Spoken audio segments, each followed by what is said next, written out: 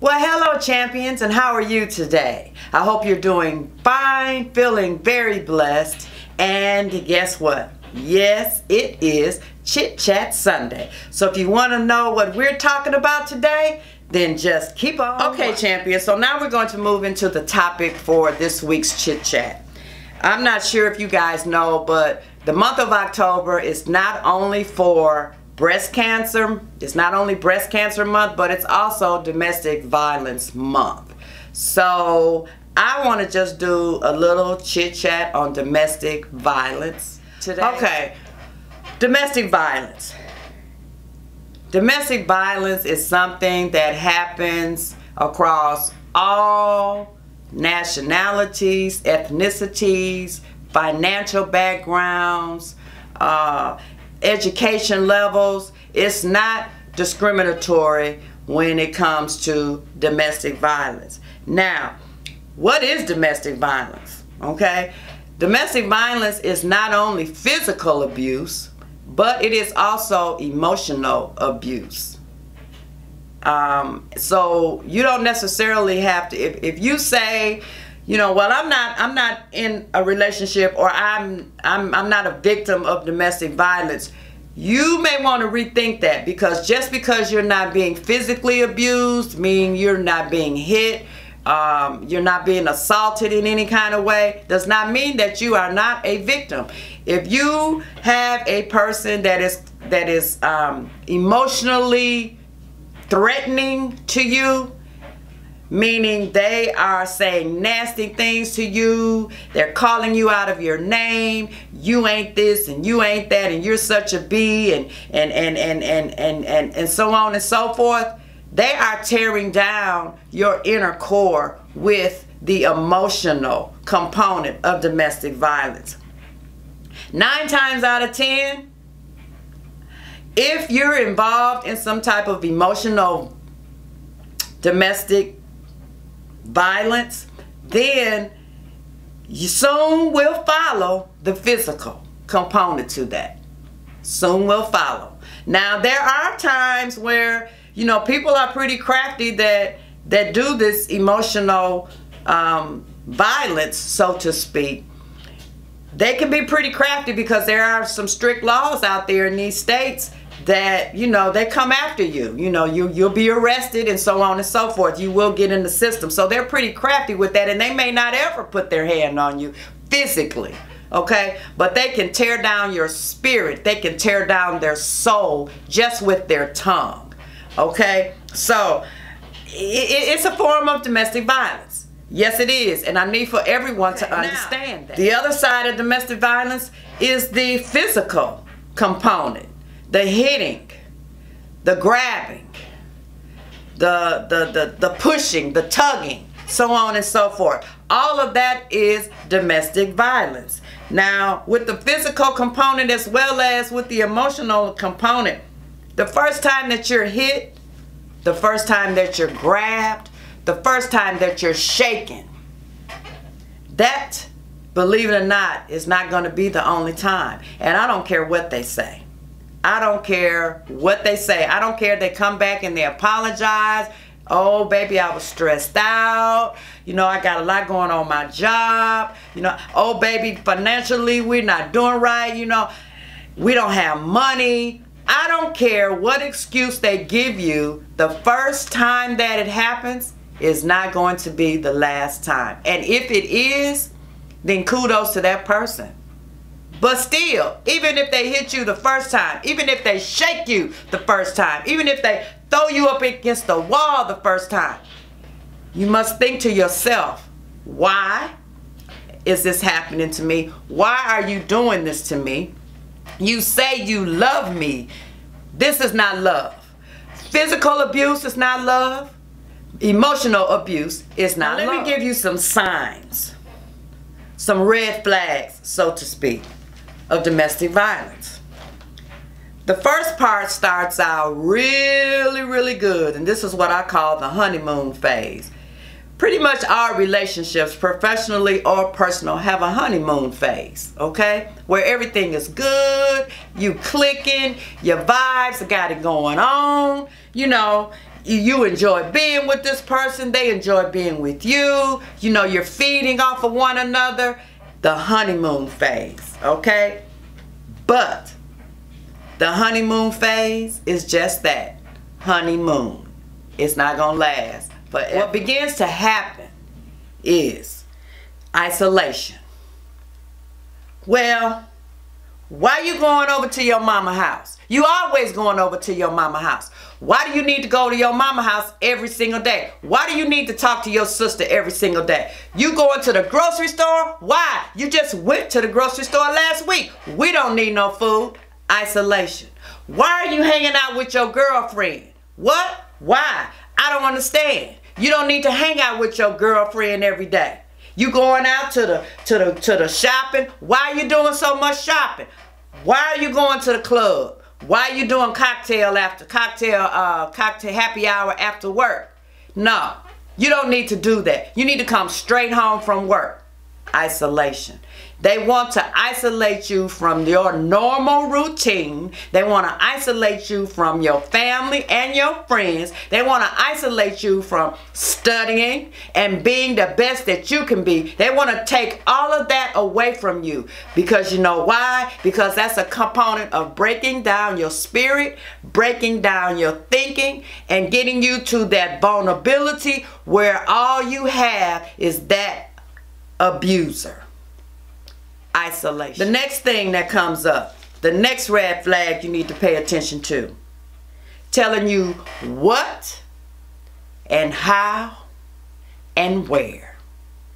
Meaning, what you can wear, what you can say, how you can act, how you can interact, where you go, when you go, what you do. All of the things that the abuser, because I want to reference them as the abuser, because it does not the abuser doesn't necessarily have to be a male. The abuser can be a female as well. So all of the things that the abuser wants you to stop doing, ask yourself, take a look. Did they stop? When I ask them to do A, B, C, are they willing? Are they committed to not do it? For whatever reason I'm asking them for. Are they? Or are they just keeping on doing, or even adding more to what they were already doing? But yet they shutting you completely down, mentally and physically. All the things that you enjoyed doing prior to this person, all of the things that you enjoyed relating to, they take that away from you. And they started by just chipping. Oh, but by the way, along the way, you're not paying attention to these red flags. We have a seventh sense. And that's that thing that says that makes you feel uncomfortable, but it makes you ask questions. Listen to that. Okay? Because if they haven't already started the physical abuse at this point, believe me, baby, it's coming. Oh, yes, it's coming. You are not the first victim that the abuser has victimized.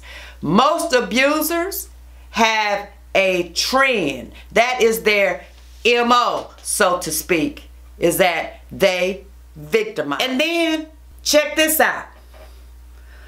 Everything, if you try to, for lack of a better word, fight or go against what it is that they're trying to make you do, it always creates a disturbance, which probably will always lead to a fight, which then leads to physical abuse. All the while, you have been mentally abused. Okay? So, how do I know, you say? How do I really know? I'm not talking statistics, guys. I didn't research any of the things that I'm saying to you today. I know firsthand because, yes, I have been a victim of domestic violence. And it is not a pretty thing to be a victim of domestic violence. All of the things that I am talking to you about today happened to me. I was much younger then, and I thought that I knew, because I came from a background, I came from a family where I grew up in a home that was filled with domestic violence. So I always said I will never be a victim. I will never let a man or any human treat me that way when I become an adult. Well, guess what? All of the things that I thought I was doing right, I wasn't doing it right. Because the first time that I was called out of my name, the first time I was called out of my name was a red flag. I should have paid attention to it. The first time that I was hit was a huge red flag. I should have paid attention to it. I should have paid attention to it, because it didn't stop. It did not stop. As a matter of fact, each incident was worse than the last. Yes, it was. So I'm saying all this to say, I said all that to say this. Domestic violence is a very ugly, ugly situation. And it does not only affect the victim, it affects everyone in that victim's environment. Meaning, if you have children, what are you teaching your children? Your sons. If you stay in that environment with your children, your sons are learning how to treat women as they grow. Because that's what they're saying. Oh, the abuser, they're going to tell you all kind of things. I love you. They're going to come back after the fact, whether they're an alcoholic and they do it, whether they're a drug addict and they do it, whatever the case may be. When they come down from whatever it is that's got them jacked all up here, and sometimes they don't have to be anything. They could just be a mean individual and have no respect for the human race. Not only do they not have respect for themselves, I'm talking real stuff, guys. Not only do they not have respect for themselves, but they don't have respect for the human race. They don't have respect for women, and they don't have respect for men, and they definitely don't have respect for children. Okay? So I'm talking real stuff here, and I'm very passionate about what I'm saying to you. Every time that they abuse you, whether it's emotionally or physically, they will come back most times and try to be real nice. You know, if you say, hey, this is it, I don't want no more, you know, I don't want to do this anymore, I'm done, they're going to try to get you back. If you don't say all of that you're done at that point, if you haven't reached that point in your life where you've had enough and you want to say, okay, we can work it out, we can go to counseling, you can go to anger management, and so on and so forth. All of that is fine, well, and swell. But the thing about counseling and being counseled is that the person that's being counseled or is seeking counseling, they have to be committed and ready to make the change to become a better person. And then once they're through with the counseling, it's a lifetime struggle. They have to always be committed to themselves to change and do better, and not have this as a part of who they are. When the abuser says, after they have called you out of your name and done whatever else they can do to you emotionally, and then they come back in a day or two and they have flowers, or they want to take you out to dinner, or they want to take you shopping, or now all of a sudden you're allowed to go out for happy hour with your girlfriend that's already been in your life way before the abuser, but now they allow you to go, but they gonna go with you. Pay attention, y'all. Pay attention, okay? That is just, when they tell you, I just love you. I just love you. And I'm so sorry that I hurt you. But this is how I show you how I love you. If you got somebody in your family that's telling you, hey, that's what men do, baby. He's a good man. That's what men do. Sometimes they get angry. Sometimes they stressed out because they're trying to take care of you and the family. That's just what men do sometimes, baby. But he's a good man. You must understand that I don't care how well he takes care of the family. I don't care how hard he works. If he is making you a victim of domestic violence, that is not a good man. No, that is not love. No, it's not. Don't fall for it. When you have children and you're a victim and this is going on in your home, you're teaching your sons how to treat women. You're teaching your daughters that this is what happens when you're in a relationship and they tell you they love you. Is that something you want your children to know? And when does the cycle end? When does it end, champions? Because we're passing it down to generation to generation to generation. So we, as victims, have to stand up. If for no other reason but for our children. Okay, so why do we stay?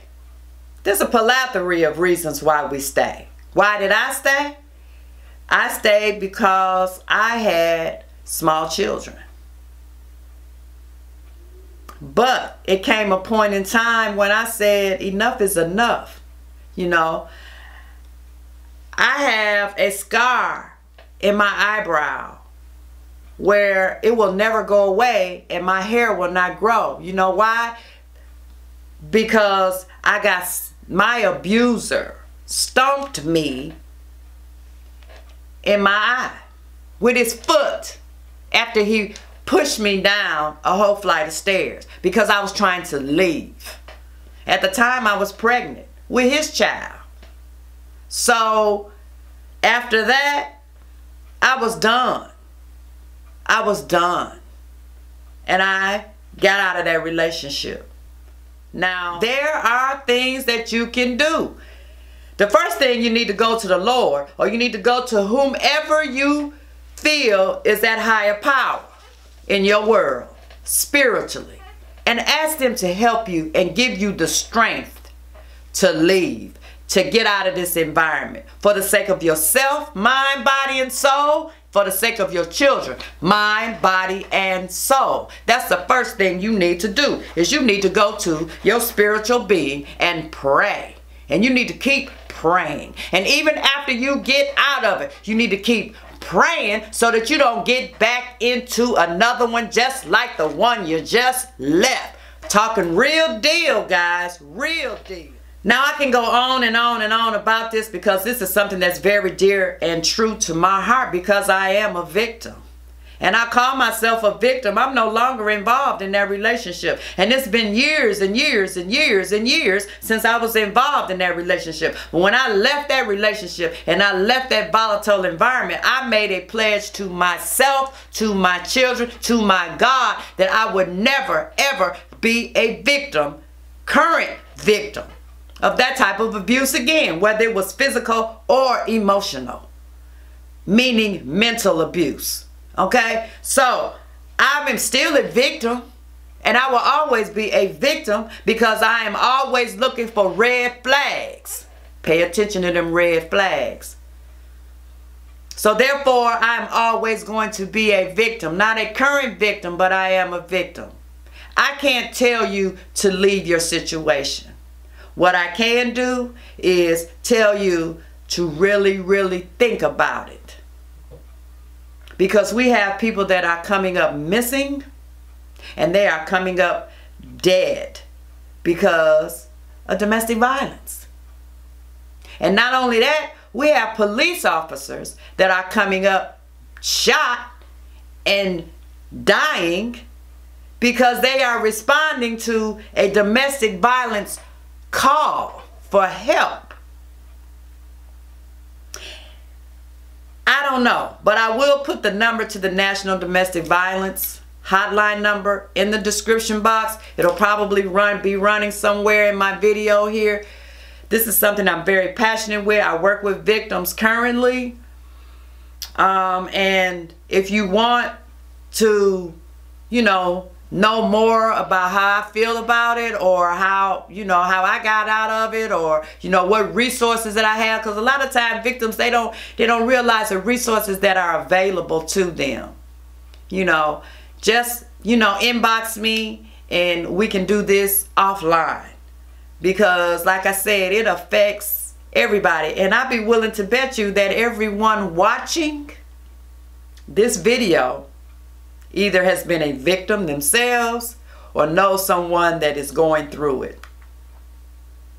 And I know a lot of times they going through it and they leave and then they go back. And then they leave and then they go back. I did the same thing. I can't tell you how many times I left and I always went back, because he had me mentally. He really did. So, like I said, you guys reach out to him. Don't stop reaching out, especially if you know what's going on behind closed doors. Keep reaching. Keep reaching. Because eventually they will reach back. So, with that being said, we're going to move into something a little bit more exciting and happy.